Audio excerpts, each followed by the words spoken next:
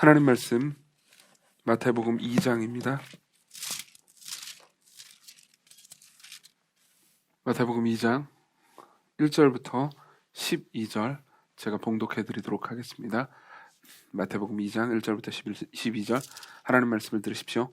헤롯 왕 때 예수께서 유대 베들레헴에서 나심에 동방으로부터 박사들이 예루살렘에 이르러 말하되 유대인의 왕으로 나신 이가 어디 계시냐? 우리가 동방에서 그의 별을 보고 그에게 경배하러 왔노라 하니 헤롯 왕과 온 예루살렘이 듣고 소동한지라.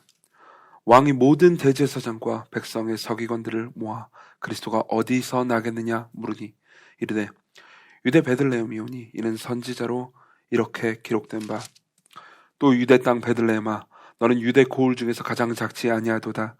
내게서 한 다스리는 자가 나와서 내 백성 이스라엘의 목자가 되리라 하였음이니이다. 이에 헤롯이 가만히 박사들을 불러 별이 나타난 때를 자세히 묻고 베들레헴으로 보내며 이르되 가서 아기에게 대하여 자세히 알아보고 찾거든 내게 구하여 나도 가서 그에게 경배하게 하라. 박사들이 왕의 말을 듣고 갈새 동방에서 보던 그 별이 문득 앞서 인도하여 가다가 아기 있는 곳 위에 머물러 서 있는지라. 그들이 별을 보고 매우 크게 기뻐하더라. 집에 들어가 아기와 그의 어머니 마리아가 함께 있는 것을 보고 엎드려 아기께 경배하고 보배합을 열어 황금과 유향과 모략을 예물로 드리니라. 그들은 꿈에 헤롯에게로 돌아가지 말라 지시하심을 받아 다른 길로 고국에 돌아가니라. 아멘. 이 본문은 이제 유명한 본문이기도 합니다. 동방박사 본문이라고도 보이죠. 마태는 굉장히 독특합니다. 마태는 예수님의 탄생 장면을 아주 자세히 보여주진 않습니다. 누가복음은 자세히 보여줍니다. 누가복음은 상대적으로 좀 자세히 보여주는데 방이 없어서 마구간에 뉘었다 이런 이야기들을 좀 자세히 보여주는데요. 마태복음은 그런 거에 이렇게 큰 관심이 없습니다. 오히려 초기에 이 예수 그리스도께서 이 땅에 오셨을 때 당시 사람들의 반응들을 이야기하면서 그 사람들의 인간 군상들을 쭉 나열하면서, 지난주에 우리가 요셉의 반응을 봤잖아요. 쭉 나열하면서 이제 예수 그리스도께서 그들을 위해서 오셨다는 것, 그리고 예수 그리스도께서 그들을 통해서 비친 모습들을 이야기하면서 예수 그리스도께서 어떤 분이신지에 대해서 이제 이야기하는 것을 좋아합니다. 그리고 이제 오늘은 동방박사 이야기죠. 근데 동방박사들만의 이야기는 아닙니다. 이제 제가 예전에 설교 때 몇 번 얘기한 적이 있기 때문에 우리 교회 오래 다니신 분들은 아마 아시겠지만은 이제 이 본문으로 저한테 설교를 처음 듣는 분들은 들으시는 분들도 계시죠. 그런 분들은 이거 깨는 얘기인데 라고 생각할 만한 얘기들 몇 가지를 말씀드리죠. 첫 번째로는 동방박사는 세 사람이 아닙니다. 세 사람인지 아닌지 모릅니다. 정확히 말하면. 예, 우리 찬송가에서 동방박사 세 사람, 이 찬송가가 있기 때문에 대부분의 사람들이 동방박사는 세 사람이라고 생각을 해요. 그렇지만 이 본문에서는 동방박사가 몇 사람인지 나오지 않습니다. 이 기독교에는 크게 이제 동방기독교하고 서방기독교로 나뉘는데, 동방기독교 전통에서는 지금은 이제 그리스 종교라고 많이 부르죠. 그쪽에서는 이제 동방박사를 12명이라고 봅니다. 근거는 물론 없어요. 그리고 서방기독교에서는 3명이라고 보지만 역시 근거는 없습니다. 그리고 어떤 이제 그 전승에서는 이 동방박사의 이름도 이렇게 자세히 말해주는 전승이 있긴 합니다. 근데 그것도 이렇게 근거는 아무것도 없습니다. 그러니까 우리는 동방박사가 몇 명인지 모릅니다. 그 첫 번째 깨는 얘기고요. 두 번째는 동방박사가 이 선물 3개를 가져갔으니까 3명 아니겠느냐라고 합리적인 유추가 가능하지 않느냐, 이렇게 얘기할 수 있습니다. 정확히 말하면 선물은 3개가 아닙니다. 4개입니다. 이 본문을 보시면요. 11절에 보면은 집에 들어가 아기와 그의 어머니 마리아가 함께 있는 것을 보고 엎드려 아기께 경배하고 보배합을 열어 황금과 유향과 모략을 예물로 드리니라, 이렇게 얘기합니다. 물론 이제 우리는 황금과 유향과 모략 이 3개에 집중하기 쉽습니다. 근데 그 앞에 있는 보배합 역시 굉장히 비싼 물건이었습니다. 그러니까 보배합만 따로 준다 하더라도 엄청난 선물이었다는 거죠. 그러니까 선물은 총 4개입니다. 물론 이제 이거는 너무 트집을 잡는 거 아니냐, 보배합은 그냥 포장지 아니냐, 이렇게 생각할 수 있지만 실제로 보배합을 구하는데도 꽤나 신경을 많이 썼을 겁니다. 그리고 물론 이제 이 황금과 유향과 모략은 각자가 뭘 나타내느냐 이런 거에 대해서도 우리가 생각할 수 있지만 이 셋 다, 그리고 이제 보배합까지 포함해서요, 그저 그냥 이 난 아기가 왕이시다라는 것을 이제 나타내는 것에 불과합니다. 실제로 왕에게 주었던 선물이기도 하죠. 어쩌면 동방 박사는 실망했을지도 모릅니다. 왜냐하면은 보통 이제 어느 나라에 왕이 나잖아요. 왕이 뭐 왕세자가 탄생을 하거나 혹은 이제 왕이 즉위하잖아요. 그러면 이제 다른 나라에서 그 왕을 이제 섬기려고 혹은 축하를 하려고 선물 같은 것들을 많이 줬습니다. 그래서 그 중에 이제 대표적인 게 황금과 유황과 모략이죠.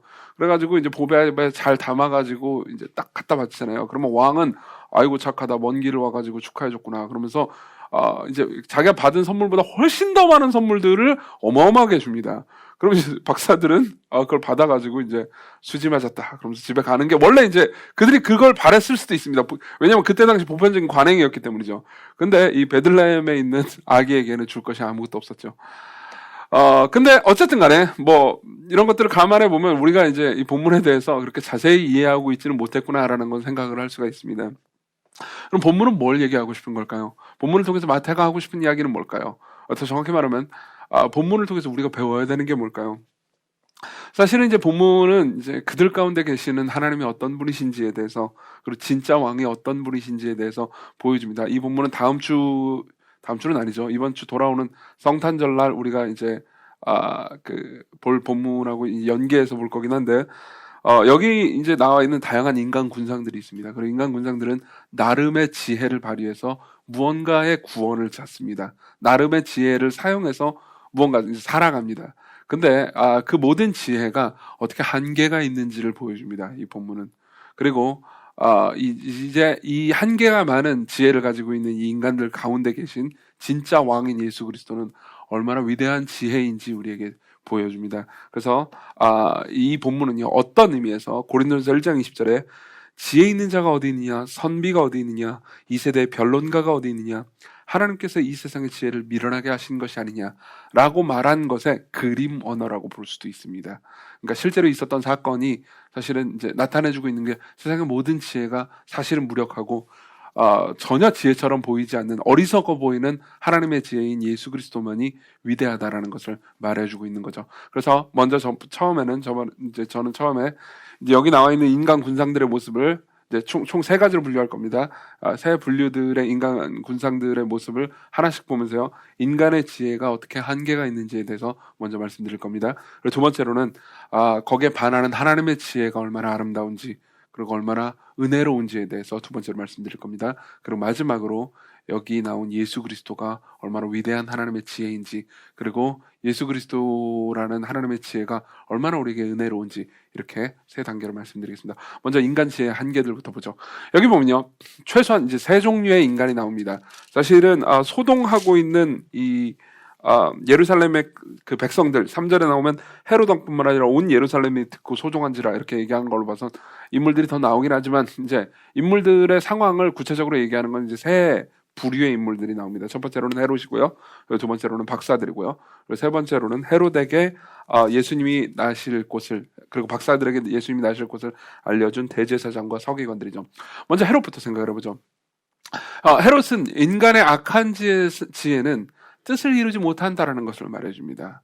헤롯은 인간의 악한 지혜가 뜻을 이루지 못한다고 말해줍니다. 7, 8절을 보죠.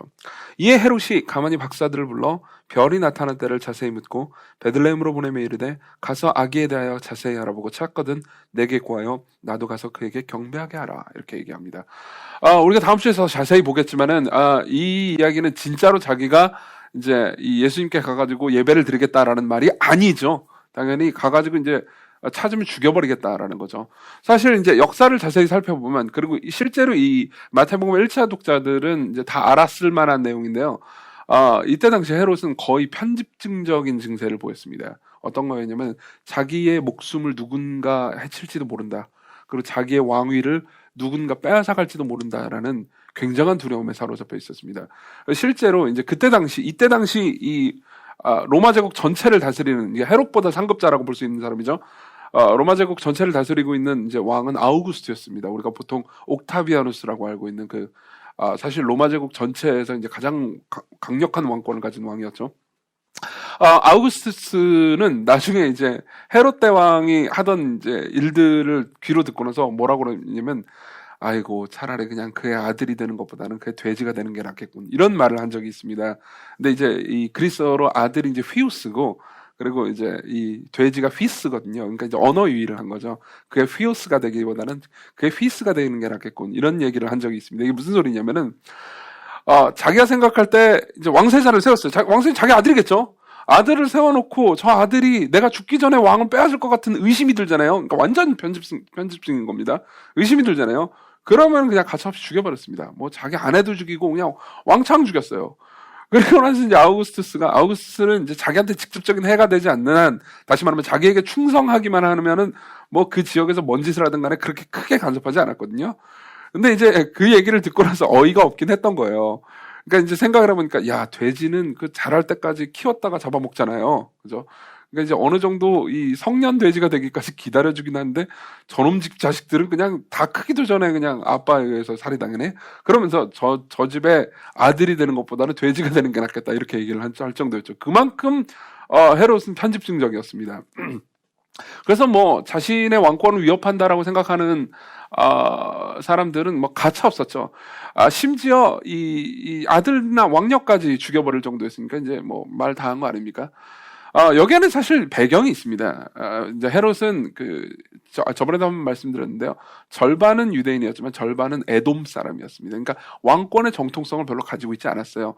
어떤 의미에서 이제 로마 정권에 충성하고 잘 보인다라는 이유 때문에 이제 왕권을 가진 사람이었죠.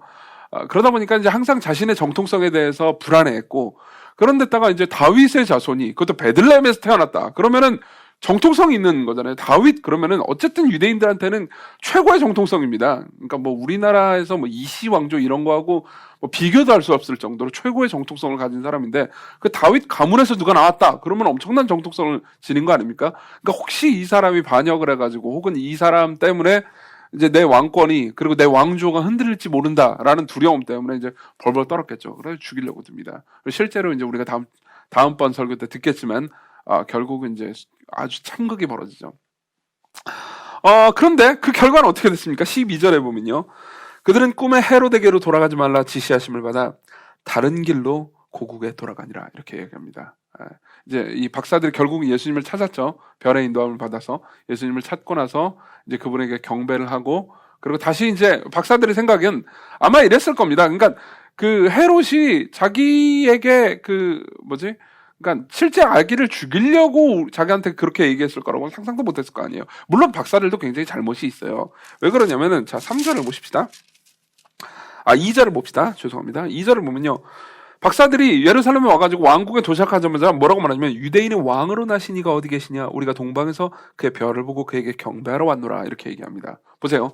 여기 보면 독특한 게, 유대인의 왕으로 나신 이가 어디 계시냐라고 말합니다. 유대인의 왕이 되실 분이 어디 계시냐가 아니에요. 유대인의 왕으로 나신 이가 어디 계시냐, 이렇게 얘기합니다. 이게 무슨 말이냐면, 헤롯 왕궁에 가가지고 헤롯한테 유대인의 왕이 태어났다면서요? 유대인의 왕은 어디 있어요? 라고 말하는 거예요. 근데 헤롯 입장에서 자기가 유대인의 왕이잖아요. 자기가 유대인의 왕인데 유대인의 왕 어디 있어요? 라고 묻는 것은 자기가 왕이 아니라고 말하는 거하고 똑같은 거 아닙니까? 그렇죠? 그러니까 사실 이 박사들도 뭐 한편으로는 경솔했기도 했지만 한편으로는 진짜 확신을 가지고 있었던 거죠. 진짜 왕이 태어났다라고 생각을 했던 겁니다. 그러니까 이제 안 그래도 이 조금만 자기에게 이 대들 것 같다 그러면 이 잔인하게 숙청하던, 잔인하게 죽이던 그 헤로드 왕 입장에서는 유대인은 왕이 태어났다, 왕이 될 사람이 태어난 것도 아니고 왕이 태어났다, 그러니까 얼마나 이 어이가 없었겠습니까? 그러니까 이제 이 질투심과 그 분노를 이렇게 부채질을 하게 된 거긴 하겠죠. 그런 것들을 다 감안해서 볼 때 어쨌든 간에 이제 아이를 죽이려고 합니다. 그리고 헤롯의 왕은요, 헤롯이라는 왕이 꿈꾸었던, 그러니까 음모를 꾸몄던 이제 음모는요 결국 좌절되죠. 12절에 하나님께서 개입하십니다. 하나님께서 개입하셔가지고 박사들한테 이제 꿈에 나타나게 하시죠. 천사들이. 그래가지고 그들은 꿈에 헤롯에게로 돌아가지 말라 지시하심을 받아 다른 길로 고국에 돌아갑니다. 결국 이제 알지 못하게 되죠. 이걸 통해서 이제 우리가 알 수 있는 것은, 세상에 많은 사람들이, 그리고 이제 지금까지 역사 가운데 볼 때요, 그러니까 하나님의 뜻과 하나님의 계획을 좌절시키려는 많은 음모와 생각이 있다 하더라도요. 그 모든 음모와 생각은요. 결국은 좌절된다라는 걸 보여줍니다. 실제로 정말 많은 사람들이 그러니까 기독교와 그리고 이제 하나님의 백성들을 핍박하려고 노력하고 하려고 했지만 사실은 이 역사를 자세히 보잖아요. 특히 예컨대 이제 공산 정권 같은 거라든가 혹은 뭐 다른 여러 가지 이 권력자들이 기독교를 핍박하고 기독교를 그냥 무력으로 버리려고 하는 모든 시도는요 완벽하게 실패했습니다. 오히려 더 기독교를 부흥시키는 결과만 초래했죠. 그러니까 여러분들이 생각할 때 이런 식으로 생각하시면 됩니다. 예컨대 지금도 그러니까 아주 여러분들이 현실 정치 문제에 대해서 관심이 많아요.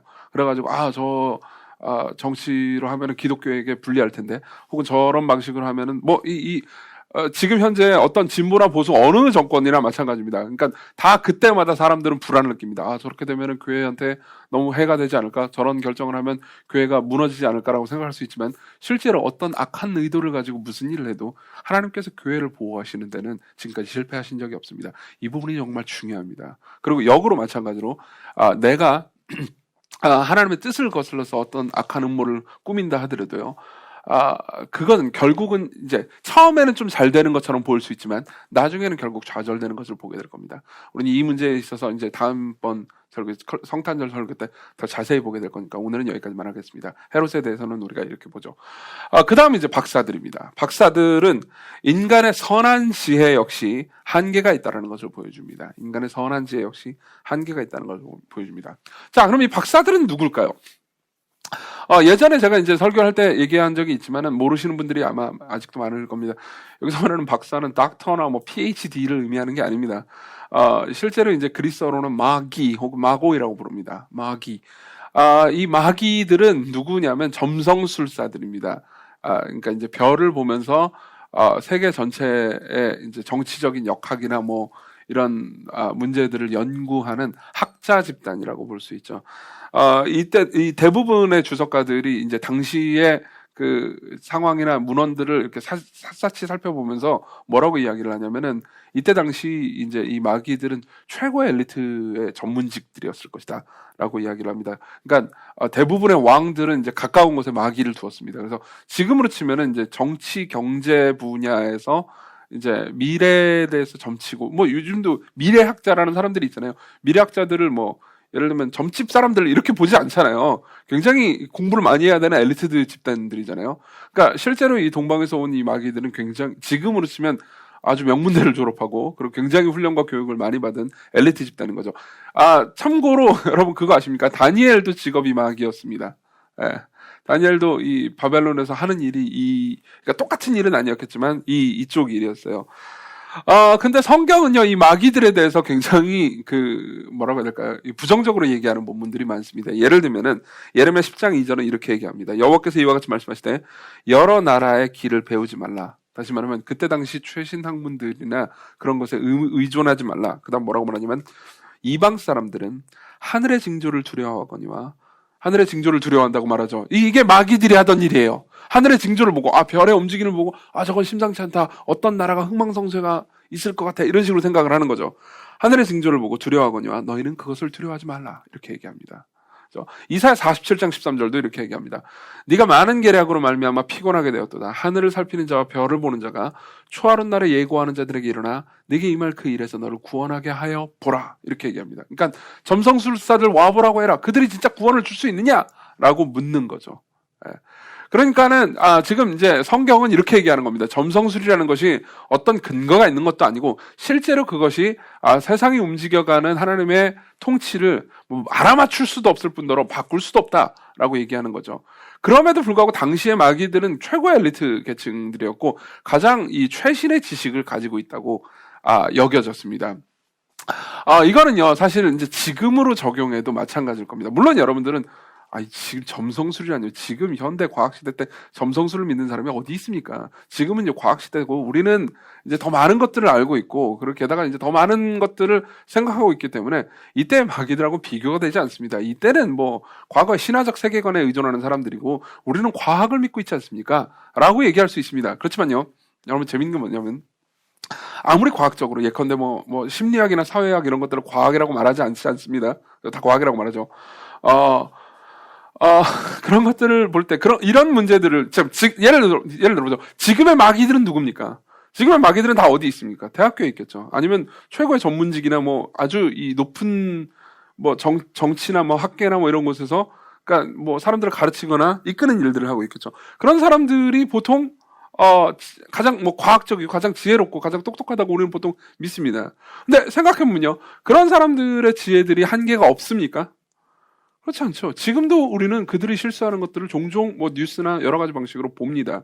그렇죠? 나라의 엄청난 일들을 결정하는 사람들은 아주 고도로 훈련받고 고도로 지적인 사람들입니다. 그리고 또 뭐 혼자 혹은 두세 명이 결정하는 게 아닙니다. 다양한 사람들이 모여가지고 여러 번의 회의를 거쳐서 굉장히 신중하게 이 모든 것들을 결정하죠. 근데 그런 것들이 항상 옳은 결정들이었습니까? 혹은 항상 지혜로운 결정들이었습니까? 혹은 한계가 없었습니까? 있습니다. 그걸 뭘 보고 할 수 있습니까? 예컨대요. 그렇게 똑똑한 사람들은 어디에다 글을 쓰죠? 중앙일간지에 뭐 칼럼 같은 것들을 쓰겠죠. 여러분들이 뭐 구체적으로 예를 들지는 않겠습니다. 예를 들면은 뭐 비방이 될 수도 있으니까요. 요즘은 다 이제 인터넷으로 검색이 가능하죠. 한 30년이나 40년 전쯤에 지금 주요 중앙일간지에 칼럼들이나 뭐 사설 같은 것들 있잖아요. 그런 것들을 한번 검색해서 읽어보십시오. 지금으로 치면요. 30년까지 갈 것도 없습니다. 20년 전만 해도 그렇습니다. 어이가 없을 만한 주장들을 당당하게 하고 있는 것을 보고, 그리고 그것이 많은 사람들의 공감을 이끌어내는 것을 볼 수가 있을 겁니다. 예. 지금으로 치면 인종차별이나 혹은 남녀차별적인 주장 같은 것들을 굉장히 당당하게 하는 것을 보면서, 와, 이 바보들 아니야? 라는 생각이 들게 만드는 거죠. 30년 전의 지식인들도 그랬고요. 그리고 그 30년 전의 지식인들은 자기보다 30년, 40년 전에 먼저 살던 지식인들을 비웃었습니다. 그건 뭘 의미하죠? 지금의 지식인들을요, 우리의 손자들이 비웃을 거라는 거죠. C.S. 루이스가 한 말이 많습니다. 영원하지 않은 것은 모두 다 한물 간 것들이라고요. 무슨 말인지 이해되십니까? 영원하지 않은 것, 영원한 가치를 가지고 있는 것이 아니면요, 모두 다 결국은요, 후대에 의해서 한물 간 거라고 말할 겁니다. 그것도 뱅뱅 돌 겁니다. 똑같이 반복될 겁니다. 20년 전까지만 해도요, 예를 들면 한 30년 전까지만 해도요, 아이들을 키우는 데 있어서, 그러니까 엄격한 훈육이 중요하다라는 글들이 많이 있었습니다. 칼럼들을 볼 때요. 나중에 제가 이 자녀 교육이나 이런 거에 관한 세미나를 할 때 몇 가지 증거들을 보여드리겠습니다. 근데 10년 전쯤 되잖아요. 10년 전, 한 15년 전쯤 되잖아요. 그럼 아이들이 원하는 대로 키워야 한다. 그들의 꿈을 뭐 장려해야 된다. 아이들을 엄격하게 훈육하면 안 된다라는 글들이 난무했습니다. 그리고 요새 다시 왜 엄하게 아이들을 가르치지 않는가라는 의견들이요, 최신 학문으로 포장해가지고 또 나오고 있습니다. 이건 계속 빙빙 돌 겁니다. 그러면서 후대는 계속 선대를 비웃을 겁니다. 우리가 생각할 때 가장 최신의 지식이고 가장 위대한 지혜라고 생각하는 것도요, 몇십 년이 지나면 비웃음 당할 겁니다. 그게 영원한 것이 아니라면요. 마찬가지입니다. 여기 있는 박사들은요, 당대에 있어서 가장 최신의 지식을 가지고 있었고요, 가장 훌륭한 지식을 가지고 별을 연구했습니다. 그리고 별을 따라서요, 예수님이, 그러니까 새로 날 왕이 어디 있는지 찾아왔죠. 그리고 놀랍게도요, 꽤나 근접해서 찾아왔습니다. 그리고 이 사람들의 생각에는, 그럼 이 왕이 나면 어디에 있겠습니까? 왕을 우리가 어디서 찾을 수 있겠습니까? 당연히 왕궁이겠죠. 그러니까 예루살렘으로 들어옵니다. 그렇죠? 그래가지고 결국 찾지만 어떻습니까? 찾지 못합니다. 이 사람들이 나쁜 의도를 가지고 있는 건 아닙니다. 선한 의도를 가지고 있죠. 그리고 왕께 경배하려고 하는 마음을 가지고 있습니다. 그리고 이렇게 이 왕을 찾는 모습을요, 그러니까 마태는 굉장히 선하게 그리고 좋게 그립니다. 근데 생각해 보십시오. 이 왕을 찾는 이 사람들이 결국 이 왕을 찾을 수 있었습니까? 없습니다. 그럼 어떻게 찾을 수 있었습니까? 그들이 가지고 있는 지혜와 지식으로는 다 알 수가 없었습니다. 성경의 도움을 받았어야만 했죠. 정확히 말하면 성경이 없이는 그들은 결국 왕을 찾을 수 없었습니다. 사람들이, 그러니까 그때 당시 대제사장과 서기관들이 나타나서요, 4절부터 제가 읽어드릴게요. 왕이 모든 대제사장과 백성의 서기관들을 모아 그리스도가 어디서 나겠느냐 물으니 이르되 유대 베들레헴이니 이는 선지자로 이렇게 기록된 바. 다시 말하면 성경을 인용합니다. 성경을 인용해서 또 유대 땅 베들레헴아 너는 유대 고일 중에서 가장 작지 아니하도다. 내게서 한 다스리는 자가 나와서 내 백성 이스라엘의 목자가 되리라 하였음이니이다. 이 말을 듣고서야 비로소 예루살렘에서 한 5km 정도 떨어진 베들레헴으로 갈 생각을 하게 되죠. 그렇죠? 베들레헴에 있을 거라고는 상상도 못했습니다. 어떻게 베들레헴에 있음을 상상하게 됐죠? 어떻게 베들레헴에 있음을 알게 됐죠? 그렇죠? 특별 계시의 도움을 받아서요. 성경의 도움을 받아서요. 다시 말하면 영원한 것의 도움을 받아서요. 비로소 왕을 찾을 수 있었죠. 비로소 구원을 찾을 수 있었습니다. 자, 들어보십시오. 여러분들은, 저는 이제 가면 갈수록 그 문제에 있어서 더 깊게 느끼는 것 같습니다. 여러분들은 나름의 구원을 찾기 위해서 나름의 방식들을 굉장히 많이 찾아낼 겁니다. 실제로 여러분들은 굉장히 많은 사람들의 충고를 듣기도 하고요. 조언을 듣기도 하고요. 그리고 책을 읽기도 하고요. 그리고 여러 강연들을 듣기도 하고요. 그리고 사람들의 대화 가운데서 무언가, 그러니까 구원을 찾기도 하죠. 여러분들은 뭐라고 해야 될까요? 여러분들이 가지고 있는 외로움이나 고통이라든가 혹은 고독함이라든가 혹은 분노라든가 이런 것들을 해결하기 위해서 굉장히 다양한 이 소스들을 의존할 수 있습니다. 그리고 그 모든 것들을 의존하는 건 나쁜 게 아닙니다. 그 모든 것들도 다 하나님께로부터 온 것이기 때문에 하나님께서 그것들을 이용하시고 사용하셔서 결국 여러분들을 선으로 이끄실 수 있으니까요. 그렇지만 궁극적으로 그 모든 것들이요, 여러분들을 두려움이나 고통 그리고 분노 여러 가지 것에서 완벽하게 해방시켜 주지는 못할 겁니다. 왜냐하면 그 모든 것들은 영원한 것들이 아니기 때문입니다. 재미있게도 요즘 아마 개척 멤버들은 좀 더 이해하게 될 겁니다. 이해하실 겁니다. 개척 멤버들은 그러니까 이제 저희 교회 오래 다니신 분들은요, 개척 멤버가 아니더라도요. 그러니까 제가 쭉 설교를 하면서 제 설교를 이제 거의 10년 가까이 들으신 거잖아요. 10년 가까이 들으면서 이제 제가 설교를 할 때 일반 서적의 인용이라든가 이런 것들이 서서히 이제 좀 늘어나고 있다라는 것을 어느 정도 알게 될 겁니다. 당연히 그거는 제가 이제 성경 본문에 대한 해석과 주석을 이제 공부를 할 뿐만 아니라 신학에 관한 공부뿐만 아니라 여러 인문학이나 다양한 분야들의 책을 읽고 있기 때문이죠. 그리고 그런 것들과 계속 이제 성경을 아는 지식을 가지고 그런 것들을 평가하거나 판단하거나 혹은 대화하려고 하기 때문입니다. 그리고 가면 갈수록요, 또 많은 것들을 읽고 있는데요, 저는요, 그 많은 것들을 전문적인 지식을 가지고 있지는 않지만, 어쨌든 교양적인 지식일 뿐이지만, 읽으면 읽을수록 더 깊이 느낍니다. 영원한 것에 대한 지식을 주는 성경이 가르쳐주는 지혜에 비하면요, 그 모든 것들이 결국은 우리에게 큰 구원을 주지 못한다라는 걸요. 잠깐의 도움을 줍니다. 그리고 잠깐 우리의 마음을 멈추어 줄 수는 있습니다. 잠깐 우리의 마음을 쉬게 해줄 수는 있습니다. 그렇지만 궁극적으로 우리의 마음을 쉬게 해줄 수가 없어요.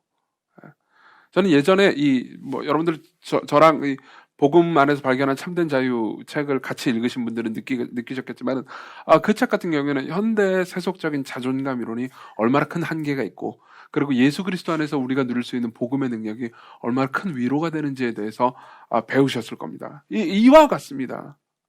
이와 같습니다.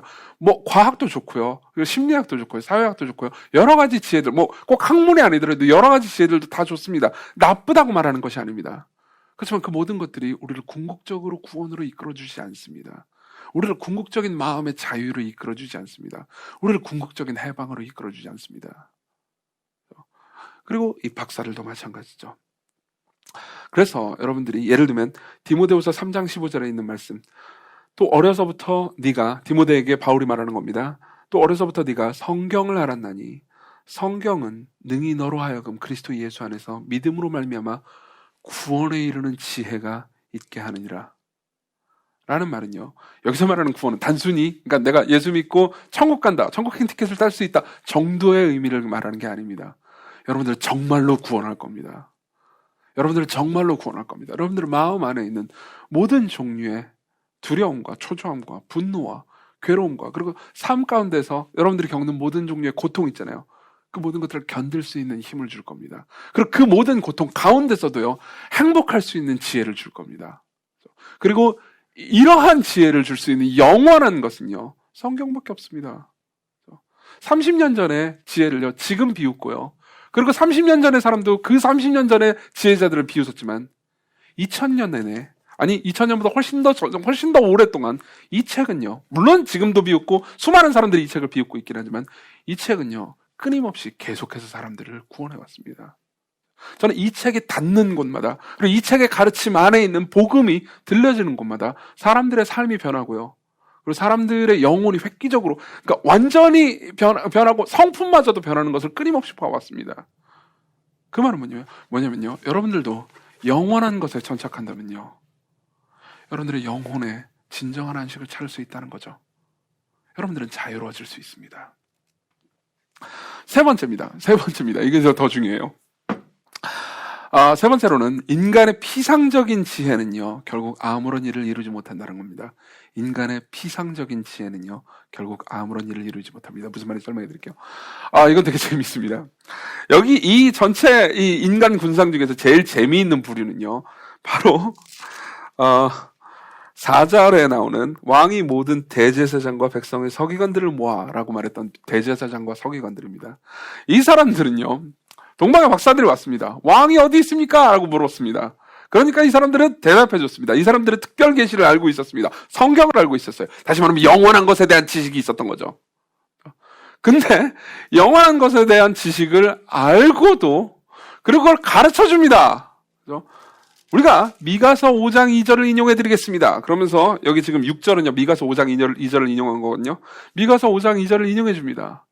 이미 구약 성경에 예언되어 있습니다. 왕이 탄생하시면, 메시아가 탄생하시면, 우리가 바라는 다윗의 자손이 정말로 탄생하시면요, 유대 땅 베들레헴에서 탄생할 거라고요. 그 베들레헴은 아주 작은 고을입니다. 그냥 촌동네죠. 그렇게 대단한 곳이 아닙니다. 그럼에도 불구하고 지금 성경은요, 작지 않다고 말합니다. 무시하지 말라고 말합니다. 그 조그마한 동네. 보통 우리는 대단한 인물들은 뭐 대도시라든가 혹은 뭐 훌륭한 교육을 받을 수 있을 만한 아주 큰 대학이라든가 그리고 인정받는 집단 내에서 나온다고 생각합니다. 그렇지만 그 왕은, 그 메시아는요, 베들레헴 땅에서 초라하게 나실 겁니다. 그리고 그 이후의 삶도요, 나사렛 사람으로 불릴 겁니다.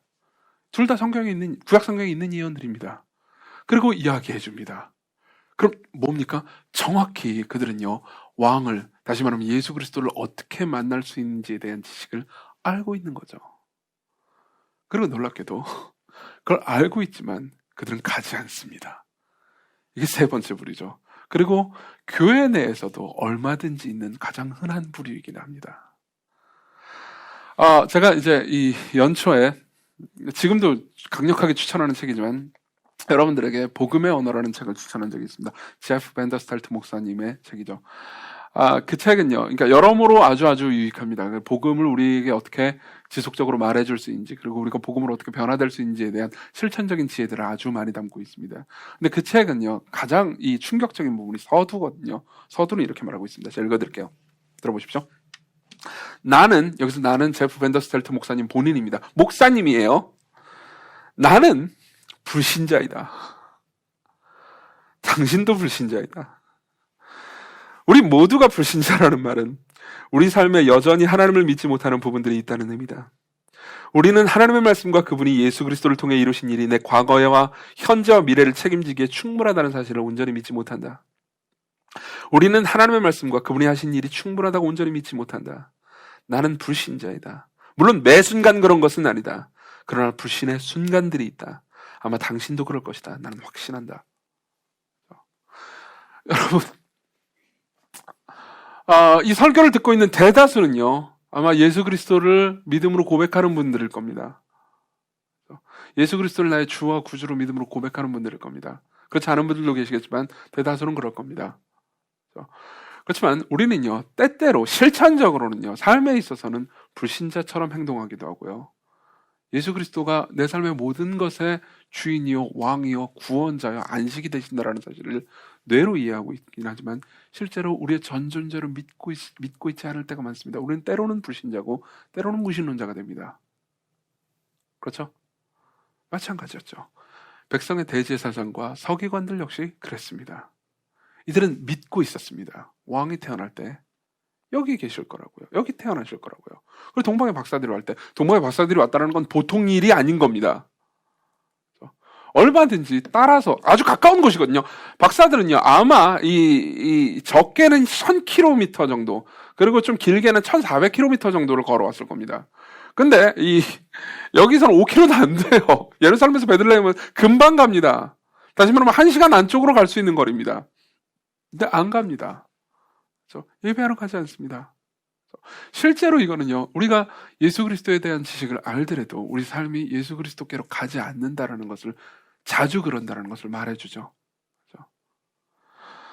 우리 모든 교리적 지식은요, 이건 저한테도 아주 흔히 벌어지는 일입니다.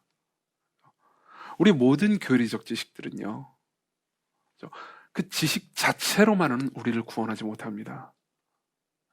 그 지식 자체로만은 우리를 구원하지 못합니다.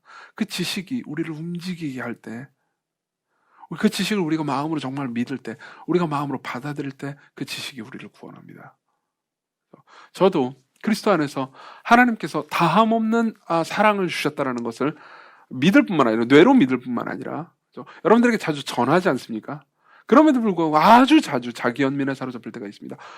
왜 이렇게 나는 내가 뭐 하나님한테 뭘 잘못했다고 하나님께서 이렇게 큰 나에게 고난을 주셔가지고 나를 이렇게 개고생을 시키나, 이런 것을 할 때요. 다시 저는요, 하나님이 선하시다고 맨날 나발을 불면서도 한편 그때 상황에서는요, 하나님이 나를 괴롭히고 고통스럽게 한다라고 말하고 생각하고 있는 셈입니다. 저도 그래요. 여러분들도 마찬가지일 겁니다. 우리의 지혜는요, 우리가 올바른 것을 알고 있다고 해서 인간은요, 그 올바른 것을 수행하거나 실천할 수 있는 사람들이 아니라는 거죠. 자, 그러면 인간의 지혜들이 이렇다면요, 하나님의 지혜는 어떨까요? 하나님의 지혜는 어떤 특성을 가지고 있습니까? 그리고 우리가 이 하나님의 지혜가 어떤 것인지 알고 있다면, 그리고 우리가 이 하나님의 지혜가 주는 놀라운 은혜를 이해하고 있다면요, 우린 점점 진짜 지혜로 나아갈 수 있을 겁니다. 그리스도께로 우리가 갈 수 있을 겁니다. 하나님의 지혜는 제가 두 가지 특징만 이 본문을 통해서 말씀드리겠습니다. 첫 번째로는요, 하나님의 지혜는 차별이 없다는 겁니다. 오히려 이렇게 말할 수도 있겠네요. 하나님의 지혜는요, 일종의 역전을 말해줍니다. 역전을 말해줍니다. 무슨 말인지 설명해 드릴게요. 여기 보면요, 굉장히 이 마태가 의도적으로 이야기한 건데요, 가장 강한 사람이요, 가장 두려워하고 있다는 것을 보여줍니다. 사실 이 밑에 본문 13절 이하의 본문을 보면 더 자세히 알 수 있습니다. 여기서 가장 강한 사람은 누구죠? 헤롯입니다. 근데 제일 두려워하고 있는 사람은 누구죠? 헤롯입니다. 최고의 힘과 능력을 가지고 있는 사람이 최고로 두려워하고 있습니다. 그리고 가장 깊이 계시를 아는 사람이 예수님께 안 갑니다. 대제사장과 서기관이죠. 가장 똑똑한 사람들과 가장 지혜로운 사람들과 가장 힘이 있는 사람, 강력한 사람들 있잖아요. 그 자신이 가지고 있는 힘과 자신이 가지고 있는 지혜가 제대로 작동하지 않습니다. 그렇지만 구약 성경에서 가장 무시하고 있는 사람들, 마귀죠. 이 사람들은 엘리트 계층이긴 하지만 실제로 구약 성경 내에서 아마 그랬을 겁니다. 대제사장과 서기관들도 마귀들을 보면서, 물론 그 사람들이 그러니까 굉장히 유명한 국가의 대사 같은 사람이니까는 대접은 당연히 했을 겁니다. 그렇지만 깔아봤겠죠. 가장 버림받은 사람들과, 그리고 누가복음 2장을 보잖아요. 그러면요, 목동들이 예수님을 만나는 장면이 나오거든요. 아마 여러분들 누가복음 2장을 읽었으면 기억하실 겁니다. 목동들이요, 천사들이 나타나서 베들레헴에서 예수께서 나셨다라는 소식을 전해주고 목동들이 예수님께로 갑니다. 목동들은 예수님을 만납니다. 그리고 예수님은요, 누가 봐도, 그러니까 가장 왕이 태어날 것 같지 않은 장소에서 태어나셔서 삶을 사시죠. 베들레헴이요. 그분이 태어나신 곳은 어디였죠? 마곡간이었습니다. 이 모든 것들은요, 하나님께서 일하실 때, 하나님께서 그분의 영광과 능력을 나타내실 때, 하나님께서 그분의 뜻을 나타내실 때요, 우리가 일반적으로 생각하는 방식, 힘과 혹은 지혜 있잖아요. 이런 것들을 통해서 나타나시는 것이 아니라는 것을 말해줍니다. 예를 들면은 고린도전서 1장 27절은 이렇게 얘기합니다. 그러나 하나님께서 세상의 미련한 것들을 택하사 지혜 있는 자들을 부끄럽게 하려 하시고, 세상의 약한 것들을 택하사 강한 것들을 부끄럽게 하려 하시며, 하나님께서 세상의 천한 것들과 멸시받는 것들과 없는 것들을 택하사 있는 것들을 패하려 하시라니. 자, 이 말씀은 뭘 의미할까요? 이 말씀은 똑똑하고 강한 놈들은 다 버리겠다, 똑똑하지 않고 그리고 약한 사람들만 내가 택하겠다라는 의미인가요? 그렇지 않습니다. 오히려 이 말은 이런 의미입니다. 누구든 그리스도 앞에서는요, 평등합니다. 누구든 하나님 앞에서는 자신이 가지고 있는 조건이 될 수 없습니다. 누구든 아무리 똑똑한 사람이라도, 아무리 힘 있는 사람이라도, 아무리 대단한 사람이라도 하나님 앞에서는 거지입니다. 그리고 하나님께서는요, 그 누구도 구원하실 수 있습니다. 그걸 우리는 뭘 보면서 할 수 있습니까? 하나님 자신이 가장 낮은 자로 오셨음을 보면서 할 수 있습니다. 그분의 사랑이 조건적이었다면, 그분의 사랑이 뭔가 우리의 지혜나 우리의 생각에 의존하고 있다면요, 그분 역시 강한 분으로 오셨을 겁니다. 그렇지만 그분은 강한 분으로, 그리고 세상 사람들이 보기에 지혜로운 분으로 오지 않으셨습니다. 여기서 우리는 소망을 가질 수 있습니다. 여러분들은요, 어떤 의미에서요? 지적으로 똑똑한 사람들이나 혹은 의지적으로도 강한 사람이 신앙생활을 해도 잘할 거라는 오해를 가지고 있을지도 모릅니다. 그렇지 않습니다. 그렇지 않습니다. 처음에는 저도 그렇게 오해했습니다. 그렇지만 성경의 증언을 계속해서 묵상할 때 전혀 그렇지 않다라는 것을 교리적으로 깨달았을 뿐만 아니라 이제 목회를 하면서요. 제가 목회를 길게 한 건 아니지만 점점 그렇게 더 많이 알게 됐습니다. 많은 것들을 알고 아주 지성적으로 똑똑하고 아주 의지적으로 힘이 있고 뛰어난 사람들이 꼭 신앙생활을 더 잘하는 건 아니라는 걸, 또 꼭 그런 사람들이 구원의 기쁨을 더 많이 누리는 건 아니라는 걸. 하나님께서는 차별이 없으십니다. 그거는요, 우리에게 소망과 희망을 줍니다. 성경에서 말하는 하나님의 지혜는요, 사람들이 생각하는 세상의 지혜하고도 굉장히 많이 다릅니다. 예컨대 우리가 잠언이나 전도서나 시편의 여러 가지 것들이 있잖아요. 여러 가지 말씀들을 보면은 이런 지혜가 굉장히 역전된다는 것을 많이 볼 수 있습니다. 예를 들어보죠. 잠언 15장 16절은 이렇게 얘기합니다. 가산이 적어도, 그러니까 재산이 없어도요, 여호와를 경외하는 것이 크게 부하고 번뇌하는 것보다 나으니라. 우리는 돈이 많을 때, 사실 지금은 이제 돈과 이 집, 특히 집, 그죠? 집 문제에 있어서 가장 예민한 시기 아닙니까? 여러분들 중에 아주 많은 사람들도 집 문제 때문에 고민하거나 혹은 주식 투자를 어디 해야 되느냐 때문에 고민하고 있을 겁니다. 그걸 다 나쁘다고 말하는 게 아닙니다. 그렇지만 여러분, 그 문제에 있어서 우리가 해방된다 하더라도 여러분들이 진짜 해방을 누리지 못할 겁니다. 여러분들이 더 많은 재산을 가진다고 합시다. 그럼 여러분들이 번뇌하지 않을 것 같습니까? 여러분들은 번뇌할 겁니다. 왜 내가 지금 집이라도 하나 가져야 돼라고 생각하죠? 그게 나에게 안식과 안정을 줄 거라고 생각하기 때문입니다. 내가 집이라도 가진다면 내가 좀 쉴 수 있을 거라고 생각하기 때문입니다. 그렇지만 여러분들이 집을 가져도, 하나 더 가져도 여러분들은 하나도 그 번뇌가 줄지 않을 겁니다. 그렇지만 성경은 뭐라고 그러냐면 하나님이라는 든든한 집을 의지하는 사람은 번뇌하지 않을 거라고 말합니다. 물론 여러분들이 이 이야기를 이렇게 들을 수도 있을 겁니다. 와, 저거 속편한 사랑은 소리하네. 저 집이 없는 사람들이 얼마나 힘들고 고통스러운지 몰라서 하는 말 아닌가? 이런 생각할 수도 있습니다. 그렇지만 집이 있는 사람들한테 한번 가서 물어보십시오. 물론, 그러니까 우리가 볼 때 훨씬 더 나은 모습들을 보일 수 있을 겁니다. 그렇지만 그 사람은요, 또 다른 문제 때문에 고민하고 있을 겁니다. 그렇지만 하나님을 경외하는 사람은요, 예컨대 사도 바울 같은 사람은요, 그 사람은 자기가 부유하든 혹은 가난에 처하든 하나님과 더불어 살아가는 일체의 비결을 배웠다고 말합니다. 나중에 집에 가서 빌립보서 4장을 한번 자세히 읽어보십시오. 그 모든 것들을 통해서 자유로울 수 있다는 거죠. 그리고 또 이런 말씀도 있습니다. 잠언 16장 32절, 노하기를 더디하는 자는, 분노를 참을 줄 아는 사람은요, 용사보다 낫고 자기의 마음을 다스리는 자는 성을 빼앗는 자보다 나으니라. 무슨 말이죠? 성을 빼앗는 것보다 자기의 마음을 다스리는 게 훨씬 더 힘든 프로젝트라는 거죠. 이 모든 것의 지혜는 어디로부터 나옵니까? 하나님의 말씀으로부터 나옵니다. 다시 말하면 분노하기를 더디하는 것과 마음을 다스리는 거요.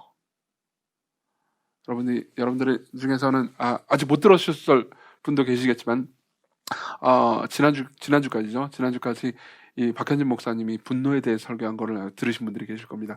실제로 거기에는 그 설교 안에는, 그러니까 복음과 더불어서 분노에 대해서 우리가 어떻게 생각해야 되는지에 대한 실천적인 성경적 지혜가 굉장히 가득합니다. 나중에 한번 들어보십시오.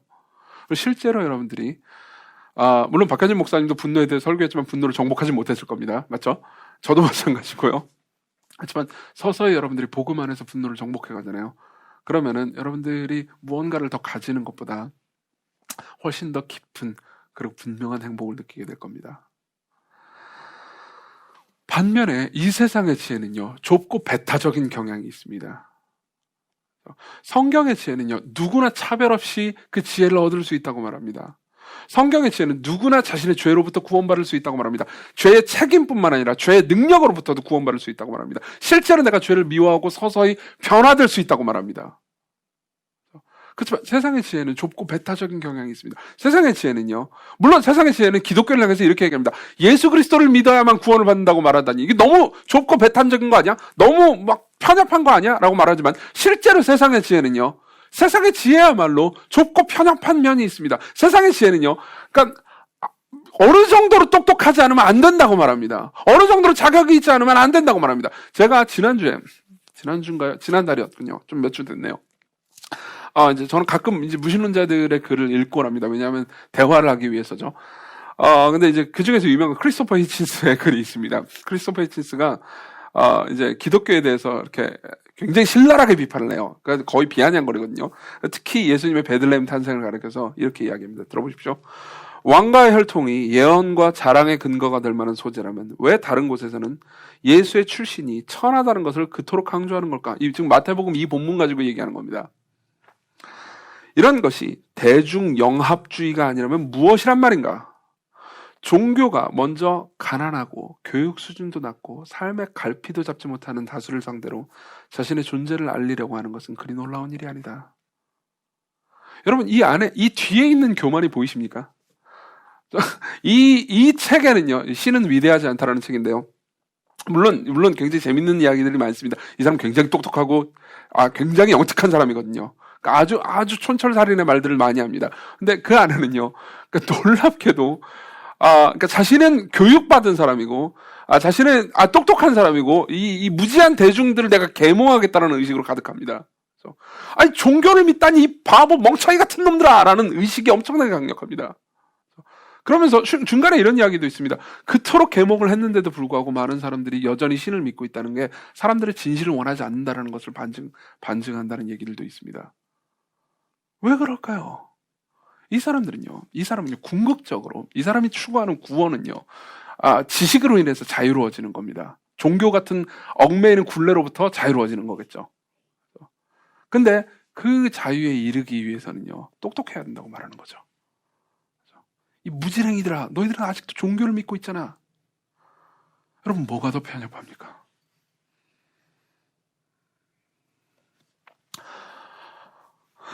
그리고 마지막으로 하나 더 얘기해드리죠. 하나님의 지혜는 은혜롭습니다. 하나님의 지혜는 은혜롭습니다. 하나님의 지혜는 누구에게나 구원의 길이 열려있다고 말하고 누구에게나 하나님께로 나올 수 있다고 말합니다. 그런 의미에서 아까 말씀드렸듯이 하나님의 지혜는 차별이 없죠. 근데 두 번째로 하나님의 지혜는 은혜롭습니다. 이게 무슨 의미인지 얘기해 드릴게요. 예전에 제가 설교 때 이런 얘기를 한 적이 있습니다. 하나님께서는요, 이 동방박사들을 예수님께로 인도하기 위해서, 물론 성경을 통해서, 미가서 5장 2절을 통해서요, 예수님께로 인도해 주셨습니다. 그렇지만 성경을 통해서만 뿐만이 아니라 별을 통해서도 인도해 주셨죠. 맞죠? 근데요, 재미있게도, 이때도 아마, 소수의 사람들은 알고 있었습니다. 천문학을 연구하는 사람들은 아예 모르진 않았을 겁니다만, 지금은요, 우리가 별에 대해서 천문학적으로 훨씬 더 잘 압니다. 그렇죠? 우리는 이 별이 어떤 별인지 모릅니다. 여기에 대한 주석가들이나 과학자들이 여러 의견이 있습니다.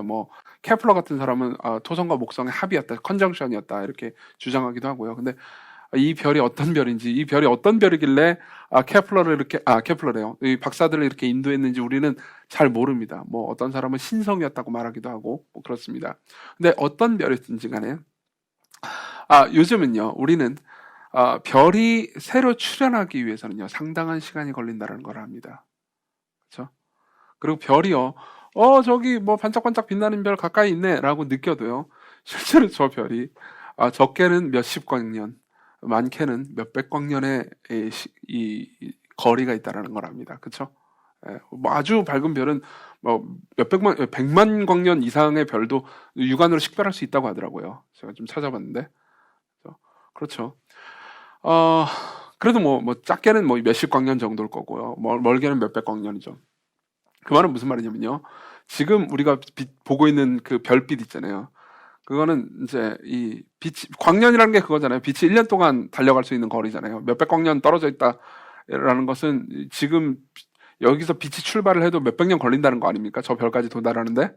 그럼 지금 우리가 보고 있는 저 별빛 있잖아요. 별빛은요, 몇백 년 전의 별빛인 겁니다. 몇백 광년 떨어져 있는 거라면요. 지금은 그 별이 없을 수도 있어요. 우리는 몇백 년 전의 빛을 보고 있는 거니까요. 지금은 그 별이 뭐 없어질 수도 있고 딴 곳으로 갔을 수도 있습니다. 어쨌든 우리는 몇백 년 전의 별을 보는 거죠. 박사들도 그랬을 겁니다. 박사들이 별을 볼 때요. 이 별이 머리 떨어져 있으니까요. 실제로 움직이는 걸, 별이 움직이는 걸 실시간으로 따라간 게 아니고요. 몇십 년 전, 적게는, 그리고 몇백 년 전에 움직였던 거를 박사들이 따라가는 거죠. 그걸 뭘 의미할까요?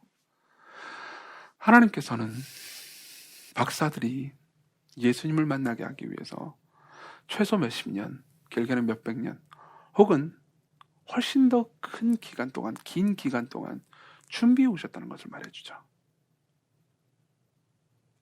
놀랍지 않습니까? 여러분들이 예수 그리스도를 만나고 알고 듣게 하기 위해서요. 하나님께서는 하루 이틀 여러분들의 마음을 설득하거나 인도해 주시는 것이 아닙니다. 우리가 상상하거나 이해하는 것보다 훨씬 더 긴 기간 동안, 그리고 에베소서의 주장에 따르면요, 에베소서의 가르침에 따르면요, 창세 전부터 계획하시고 우리를 인도해 오셨다고 말합니다. 우리가 태어나기도 전부터요. 여러분들이 복음을 듣는다면, 여러분들이 오늘 이 설교를 듣고 있다면, 여러분들이 이 설교를 통해서 혹은 다른 설교를 통해서 다른 방식으로 어떤 방식으로든 예수 그리스도를 만났다면요, 하나님께서는 그 순간을 준비하기 위해서 창세 전부터 계획하셨습니다. 창세 전부터 계획하시고, 이 부분이 중요한데요, 창세 전부터 계획하시고 그 가운데 여러분들이 어떤 짓을 하든, 저와 여러분들이요, 어떤 짓을 하든 흔들리지 않으셨죠. 흔들리지 않으셨죠.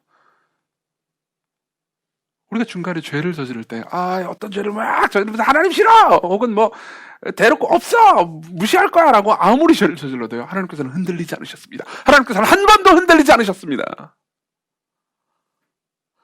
하나님께서는 그 순간을 만드시기 위해서 창세 전부터 계획하시고 흔들리지 않고 계속해서 여러분들을 돌보아 주셨습니다. 이게 하나님의 지혜의 놀라움입니다. 하나님의 지혜의 은혜로움이죠. 그리고 우리는요, 예수 그리스도 안에서 이 지혜의 영광을 더 깊이 볼 수 있습니다. 누가 하나님께서 우리에게 나타나실 때 아기의 모습으로, 상상도 못한, 아무도, 아기는요, 누구나 볼 수 있습니다. 누구나, 표현이 좀 그렇지만 만만하게 대할 수 있죠. 그죠?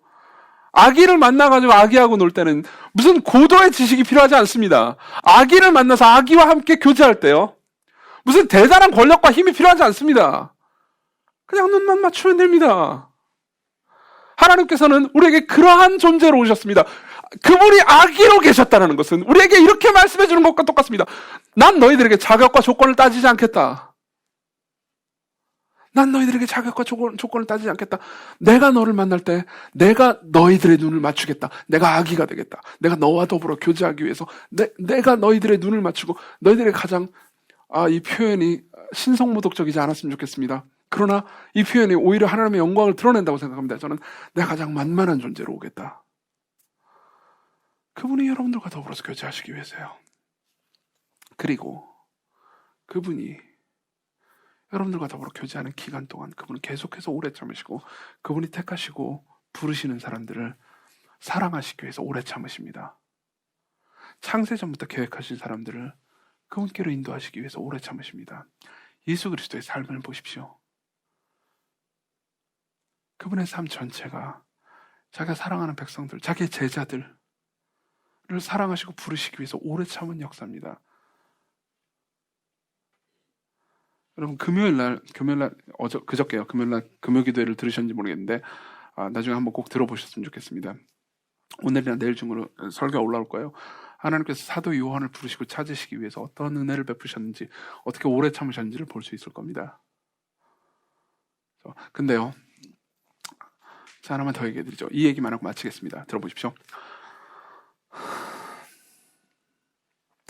하나님께서 창세 전부터 우리를 찾으시고 부르시고 인도해 주셨다는 것에 대해서 이렇게 묵상을 해봅시다.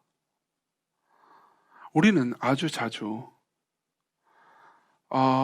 하나님께 범죄하고 정신적으로도 그리고 실제로 우리 몸을 사용해서 하나님 앞에서 간음합니다. 그렇죠? 하나님께 계속해서 범죄합니다. 지난주에도 오늘 아침에도 우리는 계속해서 하나님께 범죄했을 겁니다. 근데 하나님께서는 그것을 참으시죠. 지난주에 이제 어떤 분하고요 이제 상담을 좀 한 적이 있어요. 제 설교를 주기적으로 들으신다는 분이셨는데 잠깐 이제 상담을 좀 하고 싶다 해가지고 이제 전화로 상담을 잠깐 한 적이 있습니다. 그분이 이제 그런 얘기를 하시더라고요. 이제 결국은 이제 결혼 문제였어요. 자신이 이제 결혼에 너무 후회스럽고 너무 고통스럽다. 그리고 너무 괴롭다. 내 결혼 생활은 지금까지 엉망진창이었다, 최악이었다 이런 이야기를 이제 하시더라고요. 그래서 굉장히 그러니까 마음이 아팠습니다. 그러고 나서 이제 여러 가지로 위로해드리고 어떻게 하면 힘을 낼 수 있는지에 대해서 말씀드리다가 이제 이런 생각이 났습니다. 예수 그리스도께서 우리를 어떻게 대하셨는지를 생각해 보자고요. 그리스도께서 우리를 어떻게 대하셨습니까? 그분은 우리를 신실하게 대하셨습니다. 우리는 그리고 그분은요, 내 결혼 생활, 내 지난 몇 년간의 혹은 몇 십 년간의 결혼 생활은 최악이었어 라고 말할 수 있습니다. 그렇지만 예수 그리스도 앞에서 우리가 어떤 존재인지 생각해 볼까요? 우리는, 저와 여러분들은요, 저는 지옥에서 온 배우자입니다. 예수님께 있어서. 그렇죠? 저 출신이 어디냐면 지옥입니다. 예수 그리스도께서 저와 결혼하시기 위해서 저를 지옥에서 꺼내셨거든요. 그리고 그리스도와 연합해서 살아가는 동안 저는 계속해서 예수님께 죄를 지었습니다. 예수 그리스도는 역사상 가장 오랫동안 최악의 결혼 생활을 하셨습니다.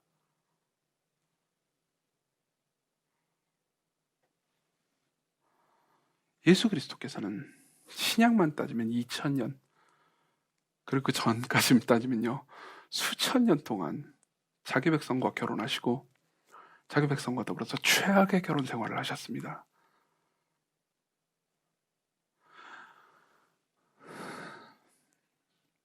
근데 그분이 자기 백성에게 뭐라고 말씀하는지 아십니까? 아가서 4장 7절,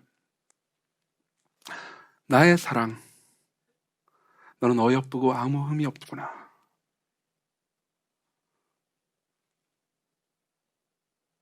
로마서 11장 29절. 이 정서적인 언어를 사도 바울은요 교리적인 말로 풀어주죠. 하나님의 은사와 부르심에는 후회하심이 없느니라. 우린 후회합니다. 우린 계속해서 후회하죠. 결혼뿐만 아닙니다. 내가 왜 저 인간을 만났을까? 내가 왜 시간교회를 다녔을까? 내가 왜 저 인간이랑 친구가 됐을까? 내가 왜 이런 인간관계를 만났지? 우리 끊임없이 후회합니다. 그렇지만 최악의 배우자를 가지신 그분은요 한 번도 후회하신 적이 없습니다. 그분의 지혜는 놀랍습니다.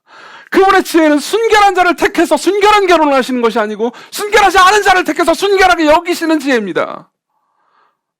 그분은 지혜롭지 않은 자를 택하셔서 모든 지혜 위에 뛰어난 지혜로 사람을 변화시키십니다. 그리스도께로 오십시오. 그리스도께로 오십시오. 그분만이 여러분들을 구원합니다. 그분만이 여러분들의 모든 죄와 타락과 분노와 이 자기 연민으로부터 여러분들을 구원합니다. 그분이 여러분들을 사랑하신다는 것을 굳게 붙잡으십시오. 기도합시다.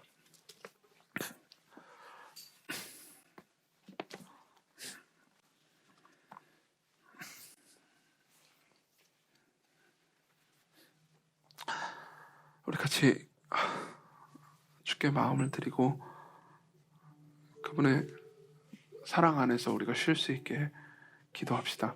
예수 그리스도께서 우리를 어떻게 사랑하시고 어떻게 우리를 받으셨는지를 생각합시다. 아가서 4장 7절을 다시 한번 읽어드릴게요. 나의 사랑 너는 어여쁘고 나의 사랑 너는 어여쁘고 아무 흠이 없구나. 우리 구주께서 우리에게 이렇게 말씀하시는 것을 묵상하면서 그분의 사랑 안에서 쉬게 해달라고 구합시다. 같이 기도합시다.